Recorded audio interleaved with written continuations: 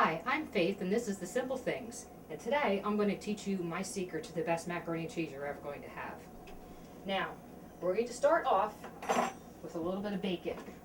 You can't have macaroni and cheese without bacon. Take your bacon, cut it up in little pieces.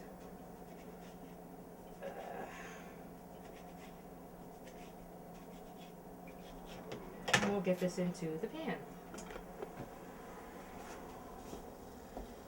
Render off the bacon until it's nice and crisp. And you can cut that.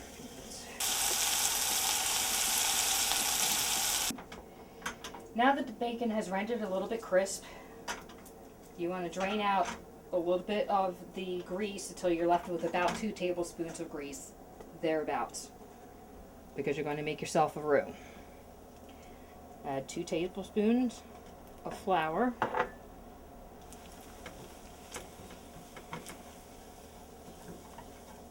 All nice and cooked down. As soon as it no longer smells like flour, that's when your roux is basically cooked, if you're going to be making a blonde roux or a light roux. Okay. That is looking pretty good. Now, this is my secret to macaroni and cheese. Evaporated milk. I'm not joking. Evaporated milk. This stuff is the best. Same amount that you would use of evaporated milk as you would use for regular milk. In this case, 2 cups, because I did 2 tablespoons of roux.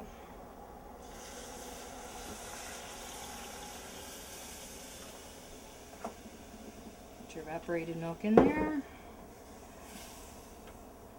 Stir it up. Now, you don't need any salt in this. You don't need nutmeg like you do for a normal cheese sauce. There's so much flavor in there with the bacon that you simply don't need it. A little bit of white pepper. That's it. That's all you need. Let this cook until it creates your sauce. It only takes a couple of minutes. And that's it. The evaporated milk is a little bit thicker than regular milk. So your macaroni cheese is going to thicken up quicker. It's going to stay a lot more velvety. The other thing about it is, you ever make macaroni and cheese and have your cheese clump up? It's nasty. You can still eat it, but it's just nasty. That never, ever, ever happens with the evaporated milk. Turn that heat up, get that boiling. You only need to thicken up a little bit before you start adding your cheese.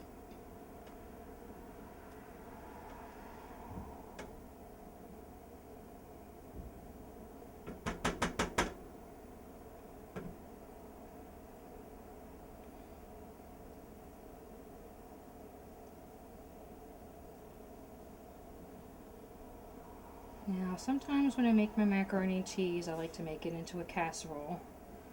Put this thing into a glass casserole or a brownie pan. Mix some panko breadcrumbs with some melted butter and a little bit of salt and pepper for a nice little crust. And you'll have an awesome casserole. But I don't do casseroles, so I'm just going to make macaroni and cheese with bacon.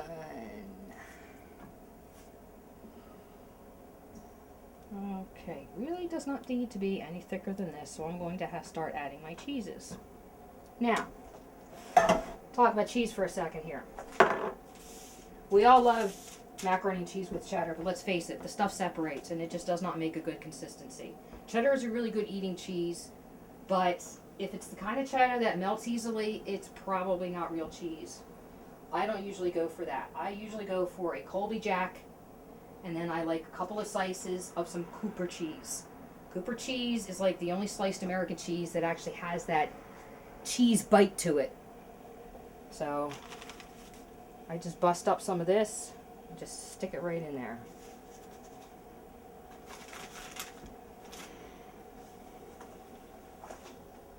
Turn it off when you start melting your cheese, because that's another thing that will make it curdle, is if it cooks too fast. So I'm going to incorporate all that Cooper cheese there.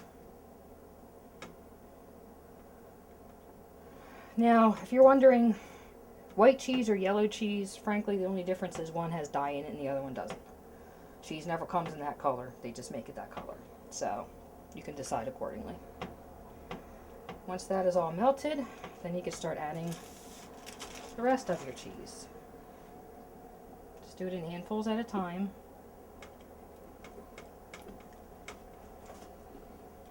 This stuff will melt a lot faster since this is shredded. Now, I shredded my own cheese. When you buy the shredded cheese in a bag, it's covered in cornstarch, which makes your macaroni and cheese sauce thicken too much. You ever make macaroni and cheese and like by the time you start serving it on the table it's too thick, or you put it away in the fridge and then you pull it out again and like, where'd all this sauce go? All the gravy go?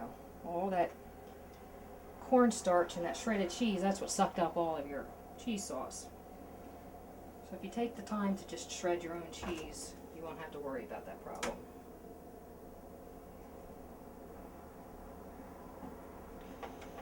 Okay.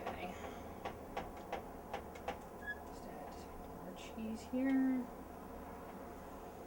can see it's already starting to become a very lovely sauce. Now look at the consistency of this already. That's gorgeous. See the way that pours off with the spoon like that? That's exactly what you want. Now, you can probably start here if you want to, or you can make it really cheesy. So I'm just going to add the rest of that right in there. Okay. Stir that up. And then you're going to add your macaroni.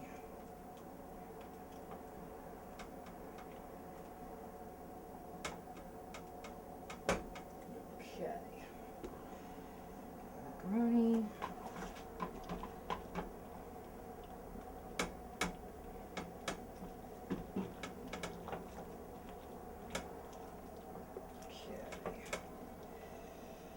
Look at that. Now tell me that is not the creamiest pot of macaroni and cheese ever. The kids are going to look at this and say, Mom, you actually bought Velveeta? No, I didn't. I made my own. Make sure that that cheese sauce gets inside all them little macaronis. This is when you can either put it in your dish with a little crumb topping, or you can just eat it. So I'm going to get myself a plate. We're going to give this a try. Look at that. Huh? How awesome is that? Let me just work. Give this a try. Probably burn my mouth in the process, but oh, seriously.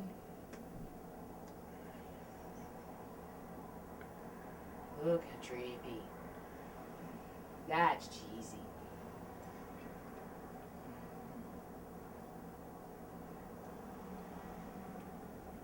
Food makes you do the happy dance. Oh, awesome. Try making your own macaroni and cheese next time. You're gonna love yourself.